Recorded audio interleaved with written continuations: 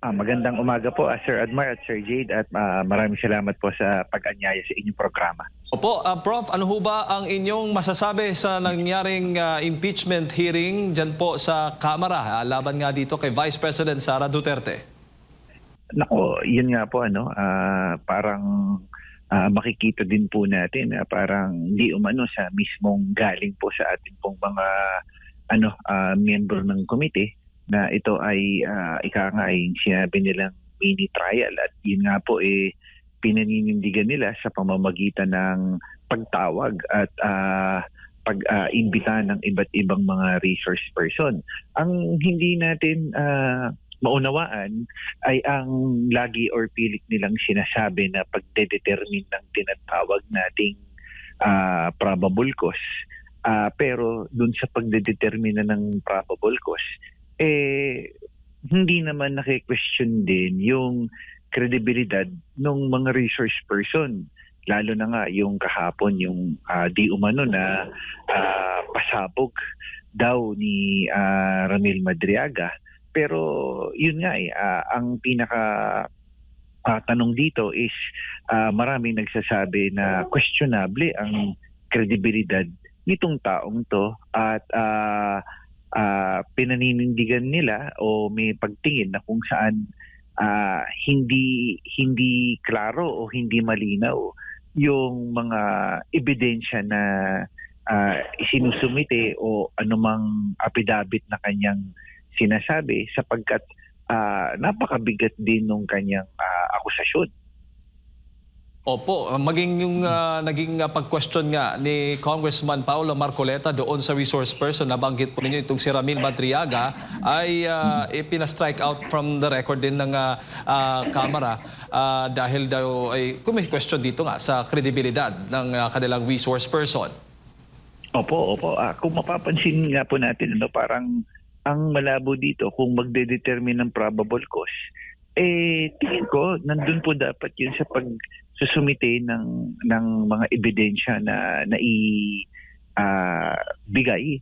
At the same time, may corroborating evidence at statement din ba itong mga sinasabi ito. Tulad yan, ang susunod nilang iimbitahan ay si Senator Trillanes, na kung saan makikita natin na talagang yung mga naiimbitahan na resource person may mahabang kasaysayan na talagang negatibo sa mga Duterte.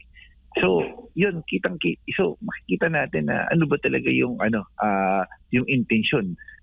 Pag-determine ba ito ng probable cause na pinaninindigan nila o gumagawa lang sila o pinapakita lang yung naratibong dapat na mabuo para ma-discredit yung ating ikalawang Pangulo. So, itong bagay na to, kung magkakaroon man ng ganyan na pag-question sa mga witnesses o resource person, kung ano man itawag nila, hindi ba dapat ang bagay na ito dapat dinidetermina sa Senado, di ba? So, dapat yun yung tamang avenue.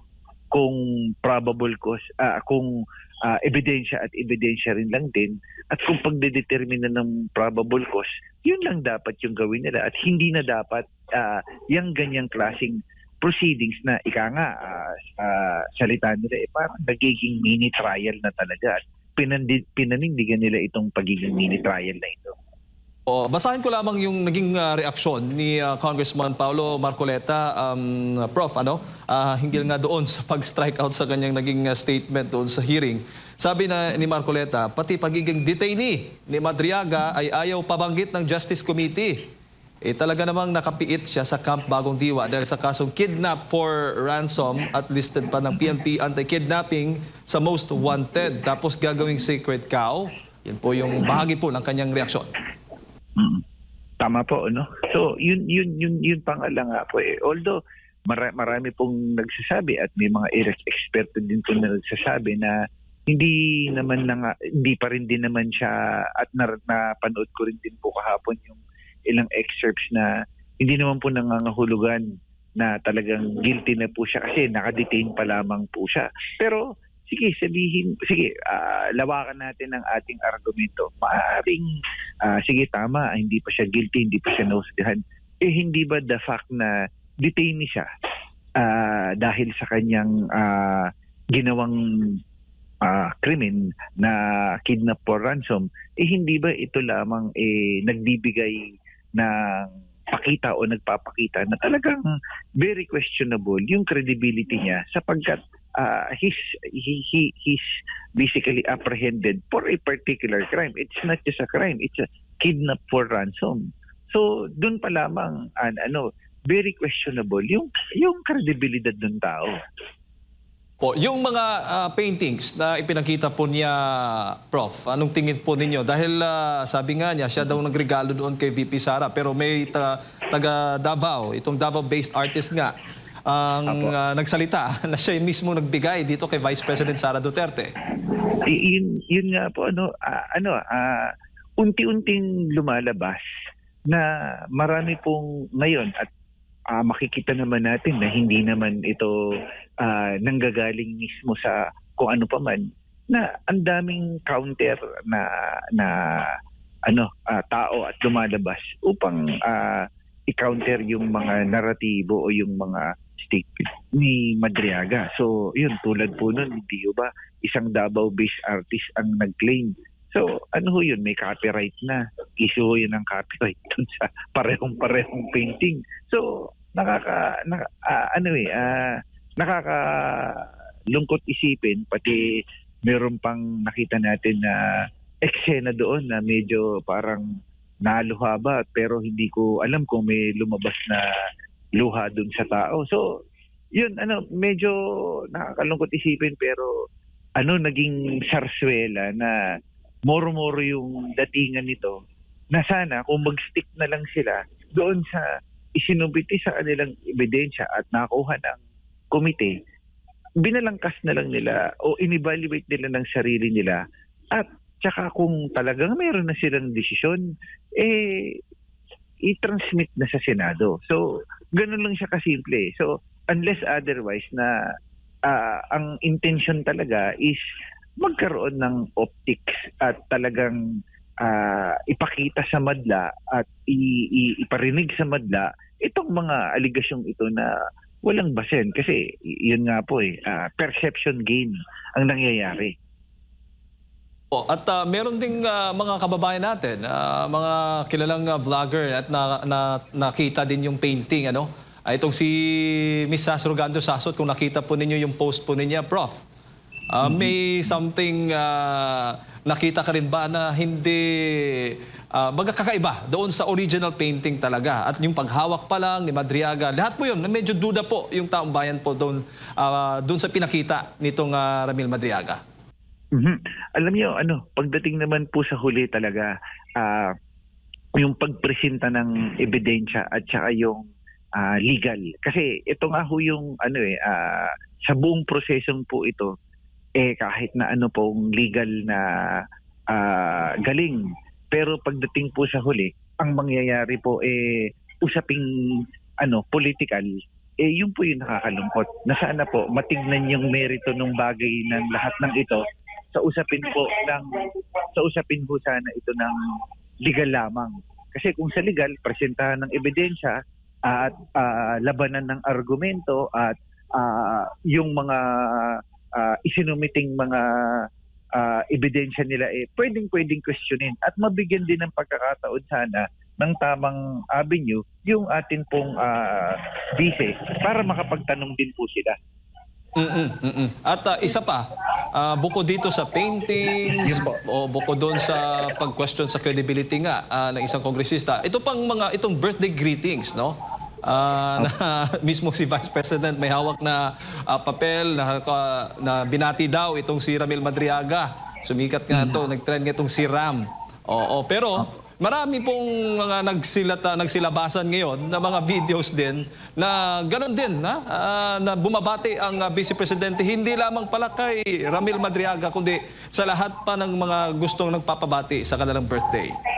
Nako, siyempre po bilang mga politiko at yung iba po malapit, kakilala na ganyan, lahat naman po siyempre pwede ho nilang batiin, di ba? Parang